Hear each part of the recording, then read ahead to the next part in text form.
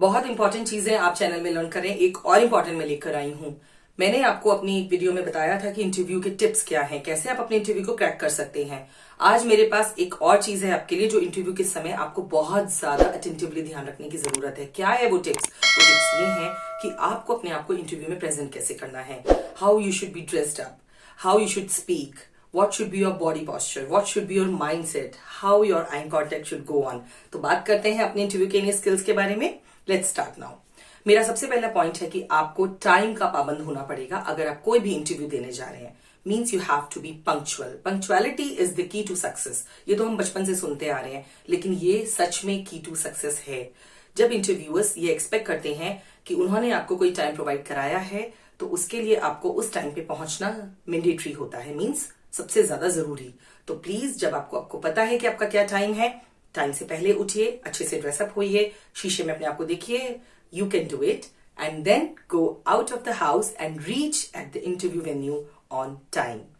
मेरा next point है, सबसे पहले जब आप उनके इंटरव्यू वाले रूम में आप एंटर कर रहे हैं तो आपको सबको ग्रीट करना है। ये मैं आपको अपने पिछले जो वीडियो मैंने आपके लिए इंटरव्यू से रिलेटेड बनाई है उसमें मैं देख चुकी हूं। अगर आपने नहीं देखी है तो please go to the video, watch it. बहुत काम की वीडियो है इंटरव्यू जो देने जा रहे हैं उनके लिए। You should first of all greet them by saying good morning, good afternoon, good evening, so and so according to the time, and then ma'am and sir करके एड्रेस करिए। They will offer you the seat first of all, so you will thank them for offering the seat to you. Now, third point, very, very important. How should you dress up while you are going to the interview? So, you should be well dressed up. Like, first of all, आपकी dress formal होनी चाहिए. Shirt and trousers. Use trousers for pants, right? Formal trousers and formal shirts. You should wear tie if it is really looking nice on you as well. You should have watch. Your hair should be well groomed and there should be a little smile on your face. Now, next. Maintain eye contact. मेरे ख्याल से सबसे ज्यादा जरूरी होता है ये। आपका कॉन्फिडेंस आपकी आंखों में दिखता है। अगर आप अपने साथ बात करने वाले एक अनदर पर्सन से आई टू आई कॉन्टेक्ट में, उसका ये मतलब घूरना नहीं होता कि आप उनको घूरते रहेंगे। No, means whenever they are asking the question you should be looking at them, you should keep a smile. Now आपको अपनी आवाज का ध्यान रखना है। आपकी आवाज का modulation according to your answer होना चाहिए। मीन्स ये नहीं कि आप एक ही टोन में एक कहानी की तरह पढ़ते जा रहे हैं, मेरा नाम ये है, मैं ये करता हूं, मैं ये नहीं। My name is this, I reside here, I do that, I am interested in this, I love food, I am a foodie person. तो आपके voice modulation and expressions according to your answer होने चाहिए, but वो funny नहीं होने चाहिए। They should be formal. ये आपको ध्यान रखना है कि आप इंटरव्यूअर्स के पास आए हैं और जिस चीज के लिए आए हैं वो आपको जज कर रहे हैं। May be they will act smart, but आपको अपने शेल में रहना है, आपको जेंटली परफॉर्म करना है, आपका बिहेवियर एक्चुअली में अप्रिशिएबल होना चाहिए। Next point which is very important again, motivation. बहुत सारे बच्चे जब इंटरव्यू रूम में एंटर करते हैं, जो फर्स्ट फ्रेशर्स होते हैं, तो वो डीमोटिवेटेड हो जाते हैं। उनको अगर मान लीजिए किसी भी इंटरव्यूअर ने एक कोई क्वेश्चन ऐसा पूछ लिया जिसका वो आंसर शायद नहीं दे पाए, तो अगले सारे क्वेश्चंस और आंसर्स के लिए वो डीमोटिवेटेड हो जाते हैं। डीमोटिवेटेड नहीं होना है। नहीं आता है तो नहीं आता है, it's okay. Gently, I am so sorry for that but I would come to know about it. आप एक जेंटल आंसर उन्हें कर सकते हैं कि कोई चीज आपको नहीं आती है, उसके लिए ओवर स्मार्ट नहीं होना है, गलत आंसर नहीं करना है। Gently you can reply, I came to know about the question, now I will definitely find the answer. Thank you so much for telling.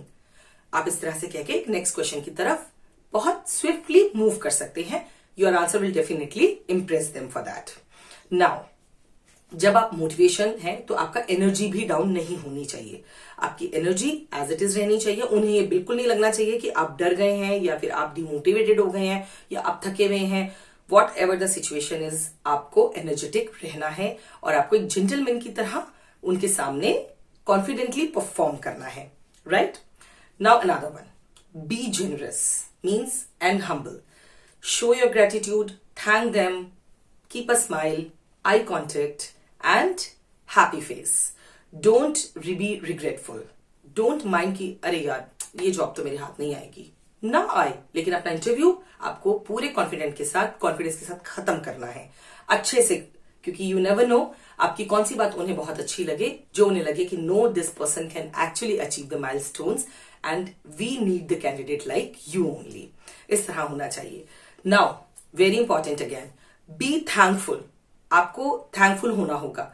You have to be thank them once when you are leaving from the room because they give you time that they interviewed and then they actually taught you so many things. अगर आप interview के room से बाहर आए हैं तो कुछ ना कुछ आप लर्न करके आए हैं, कोई ना कोई एक्सपीरियंस आप गेन करके आए हैं, इसके लिए ही आपको उन्हें थैंक्स बोलना होगा। और मे बी, और एक और बात सबसे ज्यादा इंपॉर्टेंट, जिस टाइम पे आपसे क्वेश्चन पूछा जा रहा है आपको उन्हें उसमें इंटरफेयर नहीं करना है। You have to listen to the question very patiently, so you have to be patient too. I hope आपको मेरे पॉइंट्स पसंद आए हैं, आपको मेरी टिप्स पसंद आई है। जब आप इंटरव्यू देने जाएं तो मेरी दोनों वीडियोस में दिखाए हुए टिप्स को फॉलो करें। I wish you all the best. मुझे पता है आपको जॉब जरूर मिलेगा, आप सक्सेसफुल जरूर होंगे। All the best. Thanks for watching. Subscribe to our channel.